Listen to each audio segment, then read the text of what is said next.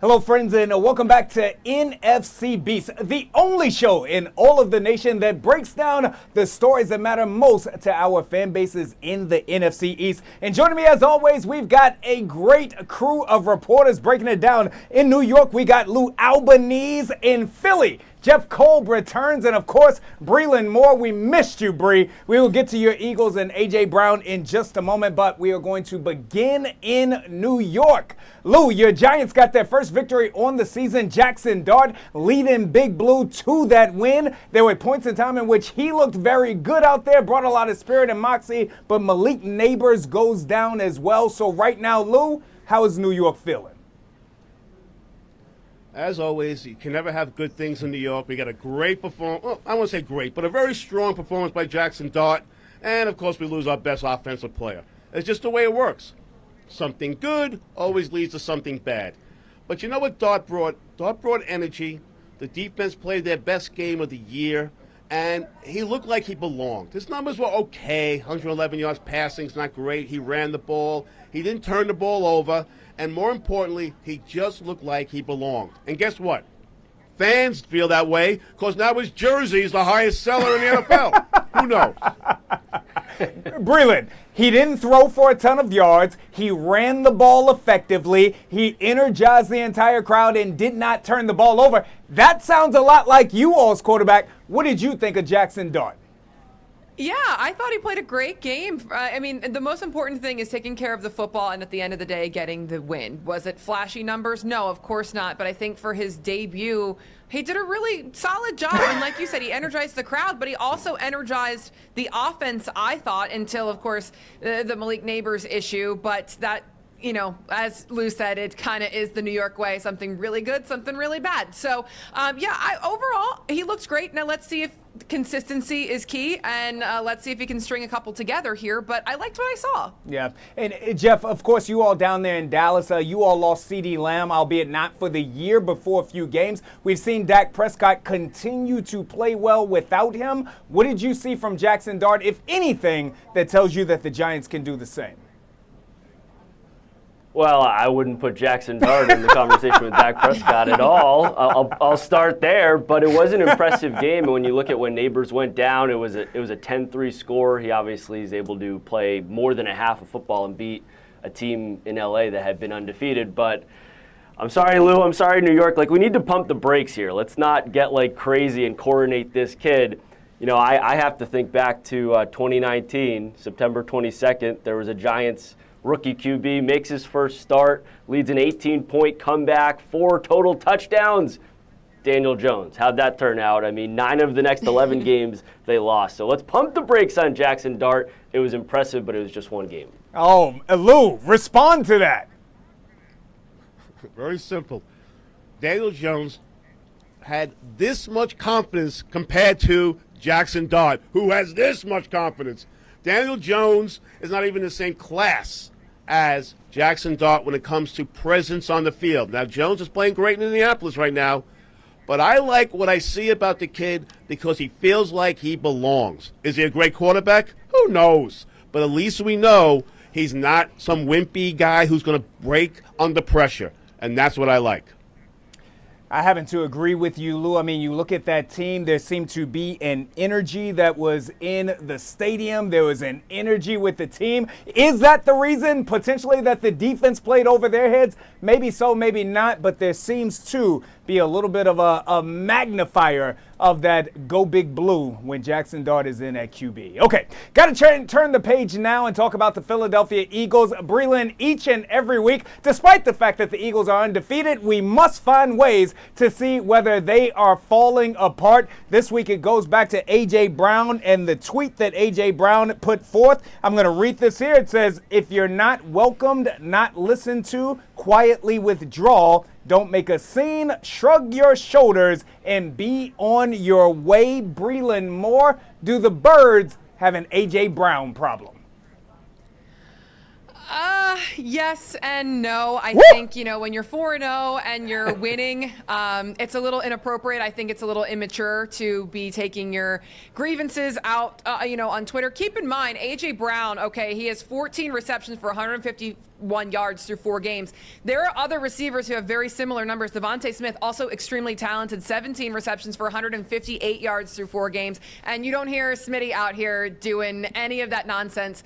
I'm really curious to hear, the Eagles locker room is opening in about 20 minutes, actually. So I'm really curious to hear what AJ himself has to say about this situation. But according to offensive coordinator Kevin Patullo, according to Nick Sirianni, there are no problems. The communication has been great, but it'll be really interesting to hear from the horse's mouth what's going on there. But this was the same issue. He was doing this last year too, and they won the Super Bowl. So I feel like it's a medium problem, but he's got to get off Twitter.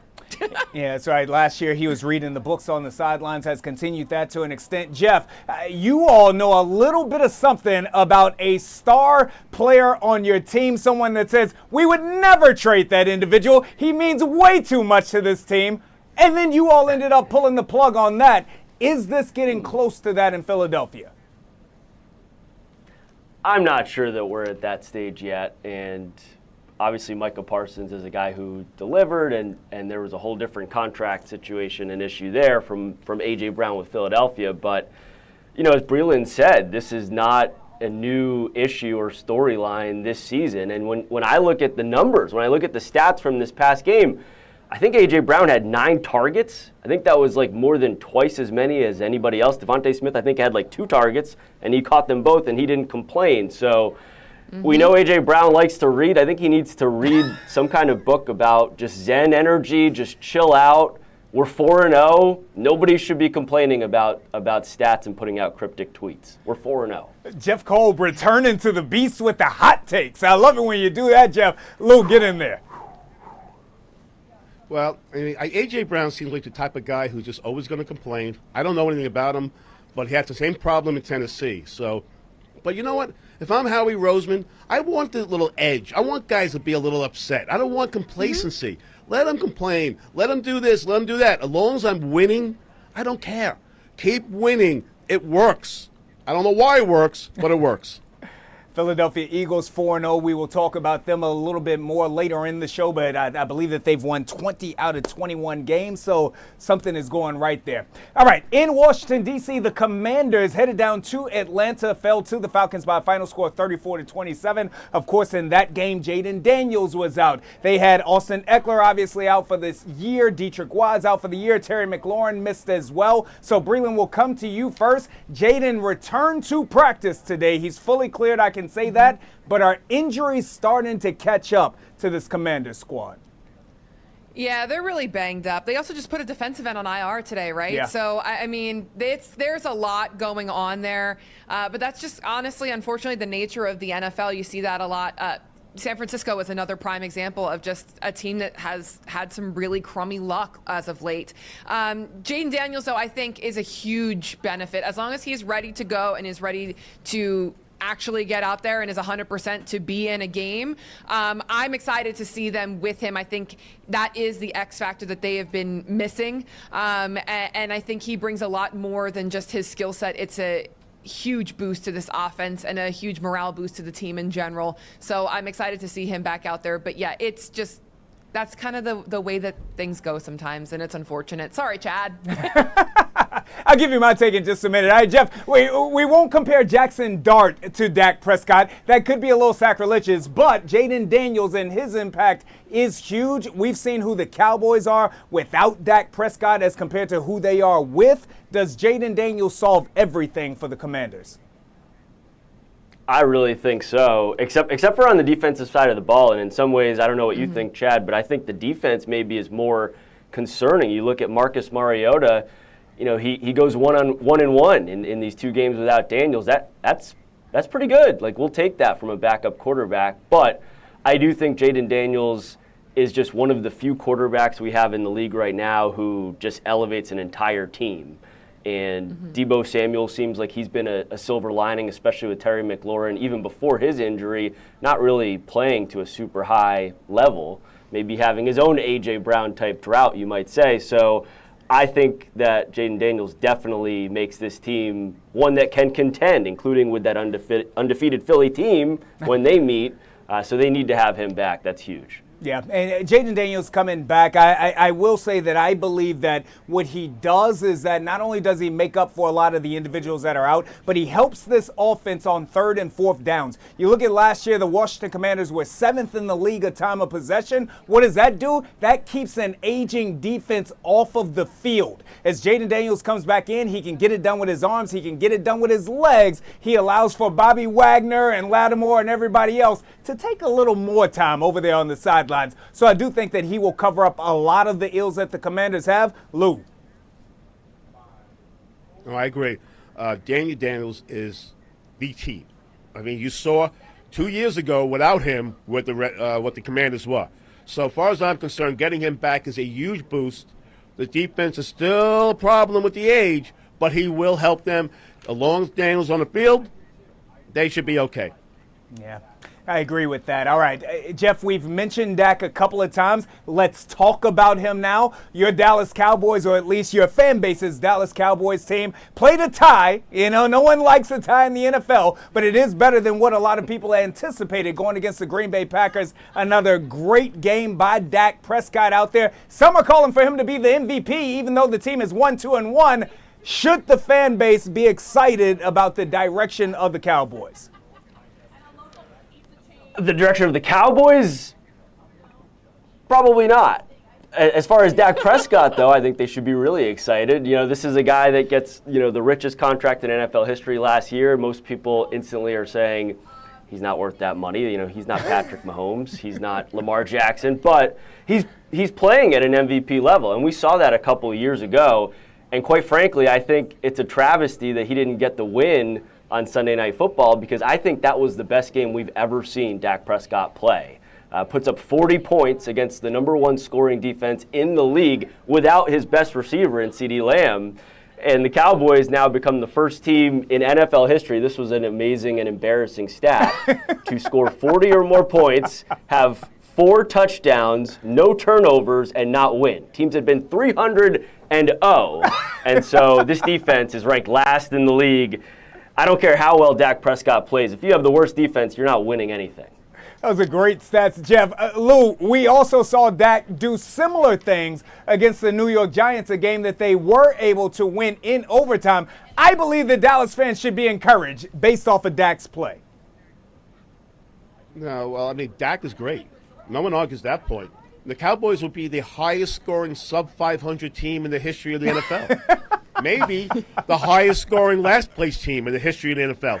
That defense is so bad that he has to hit triple digits in order to have a chance to score. So no, as great as Dak is, that defense will not be any good all year long. So the Cowboys are not any good. Breland, give the Dallas fans some life here. I don't think that they ever expected a lifeline coming from Philly, but you're about to give it to them. No, I'm not. No, Dak is a very great regular season quarterback. That being said, that defense is just, it is atrocious. I don't think it's been a really long time, I think, since we collectively have seen a defense this bad. And like Jeff said, no, I don't really think that they should be encouraged at all, because no matter how good your offense plays, that is just an absolute liability there on the other side of the ball. And yeah, so it is what it is. But yeah, hats off to Dak. Once again, looking like he's going to have an incredible regular season. I tell you what, all of the fans listening right now in Dallas, I'm encouraged for you all. Not saying you'll make the playoffs, but maybe, 7.5 games. We'll see. All right, we'll be right back on NFC Beast, in which, again, we will talk about the Philadelphia Eagles. Is this team headed to the Super Bowl or headed for a collapse? And the Commanders, should they play it safe with Jayden Daniels? That's next on The Beast.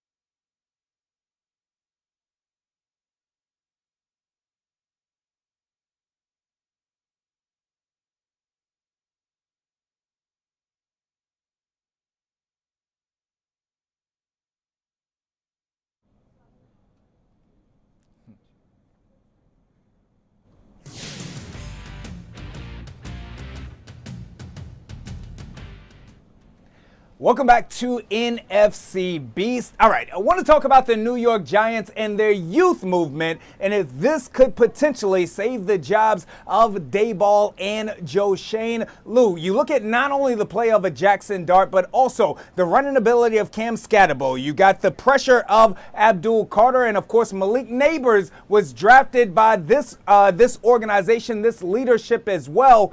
Have the New York Giants at least built the building blocks of a future?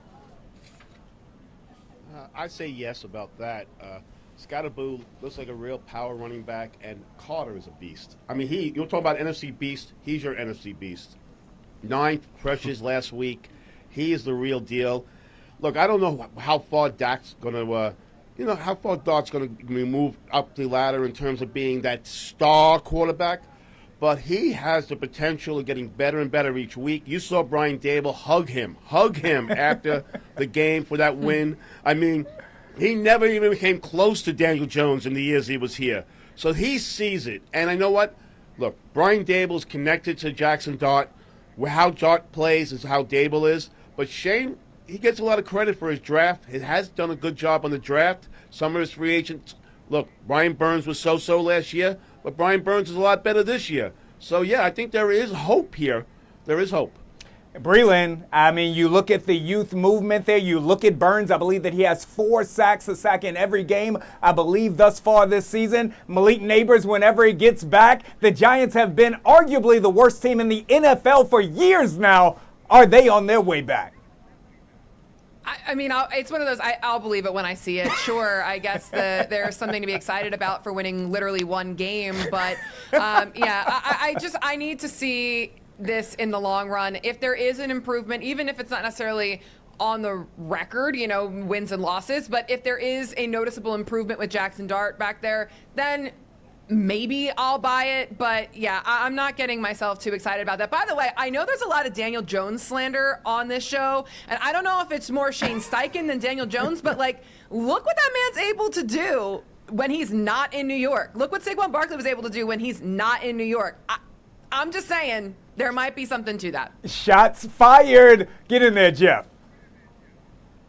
No, I'm with Breland. I mean, what does that say about Brian Daboll and this Giants offensive staff that Daniel Jones is as bad as he is when he's there, and then he goes right to Indy, a team we didn't expect anything from, and he's lighting the NFL on fire. So, listen, I'm not sold on Daboll. I mean, I think these are some good young players we're bringing up as a potential core, but I'm not sold on Daboll as the leader of this youth movement. I do love Scatterbo. I think he's a tone setter. You saw what he did at Arizona State last year, getting that team to the playoff, and he catches the ball too. So I think he could be a bell cow for you. But again, I need to see more from Jackson Dart than just one game with 111 passing yards. All right, so we're not convinced that the Giants are in the right direction, at least not after one game here. I can understand that. We'll go to the team who has been successful over the span of the last few years as Breland's Philadelphia Eagles, of course, Super Bowl champions. Of course, they were on a run the previous year as well. But Breland, with everything that is circling around this team, what I want to know from you is this year's squad closer to the one that got hot later in the season last year and won the Super Bowl, or the one that started 10-1 the year prior before it all fell down? I think the jury's out on that, and we're going to see in just a little bit here. There are some reasons, I think, for the lack of offensive production. First of all, the defense looks amazing, and I think that's the difference from 2023 to now. The defense has just steady increased, and that is a testament to Vic Fangio. The offense, though, under Kevin Patullo, there's something wrong when Jalen Hurts does not even complete a pass in the second half of the game last week, right? These numbers are starting to look a little suspect, but it's not even just the numbers. And that's a testament to how talented this team is, that they're still able to be 4-0 with an offense that doesn't look right. But I am still jury out on Kevin Patullo and his offense. That being said, I do think that some of the numbers are because Lane Johnson has been in and out of this lineup. We've also seen Landon Dickerson be injured. He had surgery right before the start of the game. We've seen a lot, very healthy doses of Matt Pryor and Fred Johnson in the offensive line. And when you don't have those big boys up front blocking for Saquon, of course the numbers are going to be down. And I think that might be somewhat of a contribution, but Yeah, they need to really do an evaluation just like they did after last year's week 4 after the Browns, and they got themselves together. Something is not correct there, and it needs to be solved. Yeah, Lou, I believe that the numbers were -1 total yards from scrimmage in the second half of last week's victory, albeit in a win. I believe that Saquon Barkley certainly not having the yards per carry that he had last season. The Eagles, where do they stand with you right now? A very, very, very talented team, but those are warning signs. And when you start seeing those warning signs, if they're not corrected, Saquon's going to be, he's got to do better than what he's been doing, whether it's the offensive line or the fact that maybe a year after rushing for 2,000 yards, we've seen it in the history of the game. It's hard for that running back to get back this next year. And they have to get the receiving core going. Again, Jalen Hurts is a great quarterback. They don't utilize him correctly. So, yeah, they're undefeated because they are so talented, but eventually these problems can catch up to you, and it may happen. That's right. We'll turn the page now again back to the Washington Commanders as they head out to Los Angeles to take on the Chargers this week on the road. Jeff, coming to you here again. Jayden Daniels getting back from what was a knee injury that he had suffered from. We know that he's mobile. We know that he gets it done with his legs as well as he gets it done with his arm. Is it incumbent upon Dan Quinn and Cliff Kingsbury to protect Jayden Daniels from himself in this game? I think it is, but I also think the complication there is, look what Dart did against the Chargers last week. He used his legs, so you'd love to see Jayden Daniels able to do that same thing, but you probably don't want to see that from him coming off the knee injury. So, I think probably utilizing Deebo Samuel, what he can do as kind of a Swiss Army knife in that offense will be important. And big picture, listen, you cannot mess up with Jayden Daniels long-term and his health. If any franchise should know this, It should be Washington, given RG3. That's right. I cannot say that enough. We've got that PTSD over the RG3 situation here in Washington, D.C. Don't want to hear of a big-time quarterback having a knee. We did hear from Dan Quinn here earlier today. He spoke to just this. He said that in the game plan, in the calling of the game, they won't change anything, but they do hope that as Jayden Daniels continues to develop, that he knows when not to take hits, when to get out of bounds, when to slide. Breland, you got the last word on this.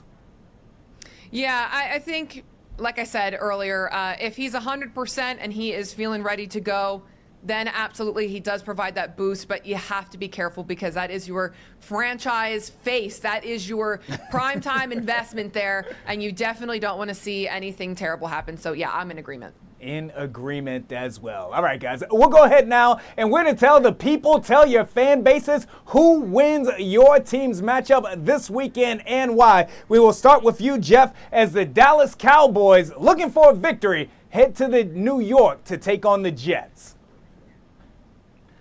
I'm going Dallas with a very low level of confidence. I will say, I picked Dallas last week. I was one of the few, and I didn't look that dumb about it, but listen, Matt Eberflus went up against one of his old quarterbacks 2 weeks ago in Chicago. We thought they'd win that game, and Caleb Williams made him look silly. Now he gets Justin Fields, another one of his former Chicago quarterbacks.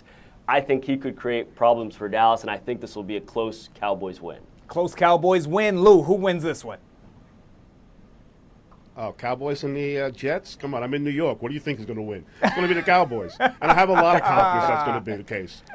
I mean, come on. My question is, will the Jets win it all this year? That's what I want to know. Wow. Wow.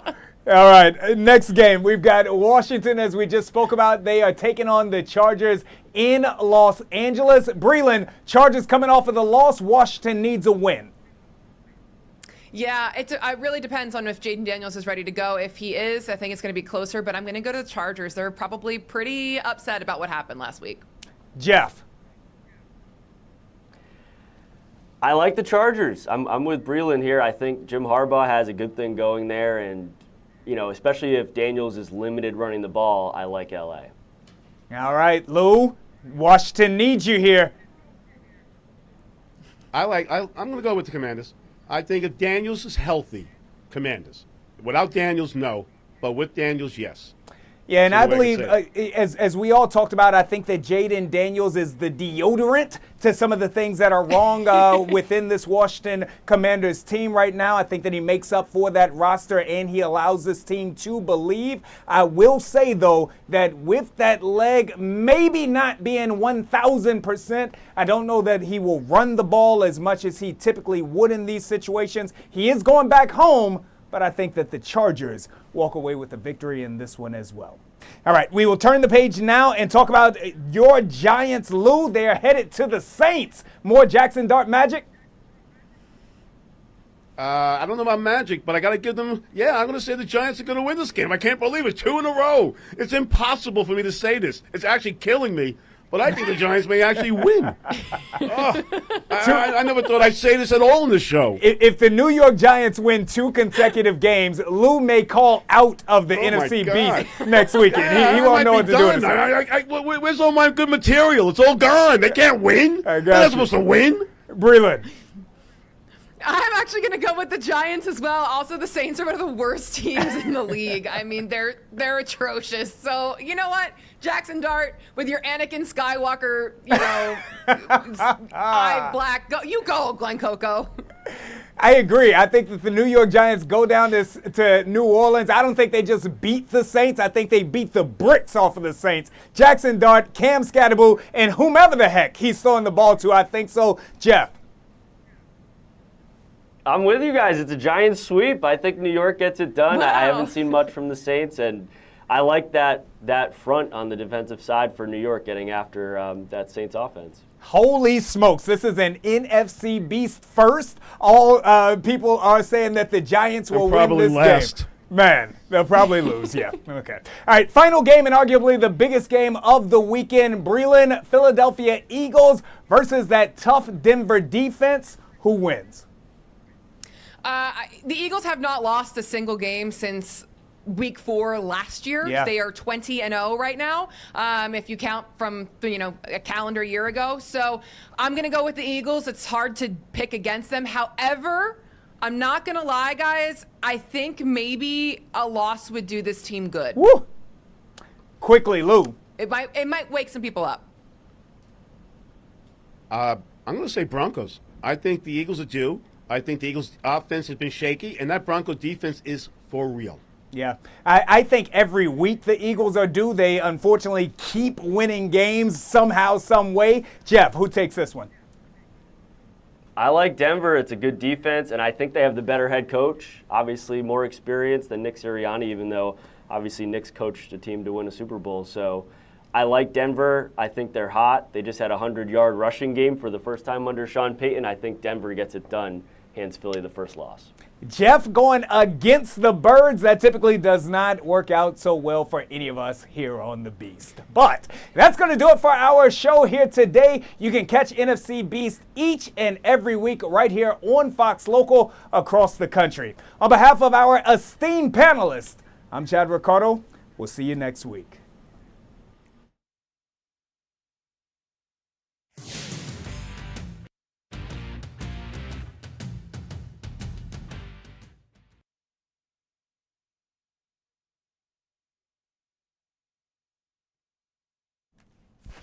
Everybody's gone.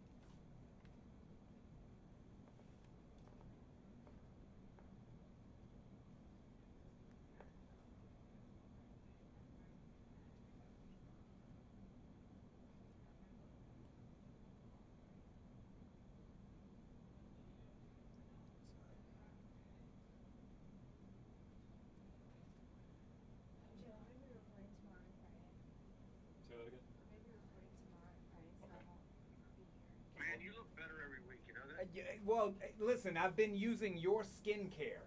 Your skincare, Tom. That's the key. Is that what it is? Yeah, man. Yeah. You don't want to use my hair, Joe, because I don't have enough hair to gel. Got you. It's okay. I'm coloring it in at this point myself. It's okay. Don't never give away your trade secrets. Never give away trade secrets. No, sir. You're a good man. We are rolling on you, and I see you loud and clear. Okay, give me 1 second to get ready. I'll count you down. Do you, but I'm rolling. Thank you, brother. Appreciate it. Thank you. Oh, boy.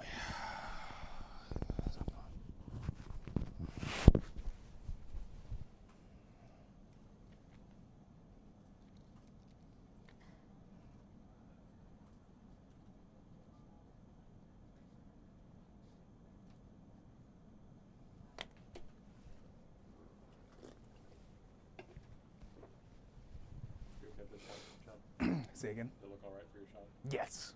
Whatever you say, Jim, is good for me. Okie dokie. And in 3, 2, 1. Hey, I'm Chad Ricardo in Washington, D.C., and the Washington Commanders have a huge game this weekend as they travel out west to take on the Los Angeles Chargers. Now, I got to tell you, we have heard from head coach Dan Quinn, and one of the key things that this offense has to do is they must create splash plays. Now, with the wide receiver group being hurt all season long, we have seen the emergence of a Jalen Lane playing that outside wide receiver and getting downfield. We've also seen the emergence of Luke McCaffrey getting it done as well. We will need the Commanders to get the ball in those receivers' hands to create those splash plays. Now, on the defensive side of the ball, many of the fan base here, the burgundy and gold beloved, have been complaining about Joe Witt Jr.'s defense. Well, again, we heard from Joe Witt Jr., and he said that this team has to communicate better amongst each other on that defensive side of the ball, and that's going to begin with the big fellas up front. Now, they have brought in a Javon Kinlaw to be a prime run stopper in a game like this one against the Chargers, who have a potent rushing attack. Look for a Javon Kinlaw to make big plays to stop up the run. And if they can do that, that will lead to the key point number 3, which is getting off of the field on third downs. In last week's loss to the Falcons were able, especially on that final drive, to convert 3 third downs, and they even converted a few fourth downs in the ball game as well. If the Washington Commanders are to walk away with a victory, they must get off of the field on third down as well. Those are the keys to the game. Back to you all.